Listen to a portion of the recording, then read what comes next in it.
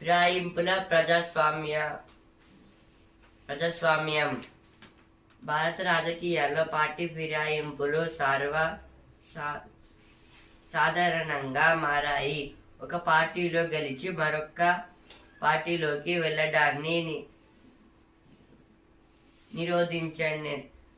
నిరోధించేందుకు చట్టం తెచ్చిన పెద్దగా ప్రయోజనం అయితే కనిపించడం లేదు. ప్రజాస్వామ్యాన్ని అపహాస్యం చేస్తున్న నేతల గోడదూకుళ్లకు అడ్డకట్ట పడాలంటే ఫిరాయింపుల నిషేధ చట్టాన్ని పటిష్టం చెయ్యాలి. ఈ ఆర్టికల్ దేని గురించి అంటే, ఇప్పుడైతే ఒక పార్టీ అయితే గెలిచింది, ఆ పార్టీలో నుంచి అయితే మాకు పార్టీ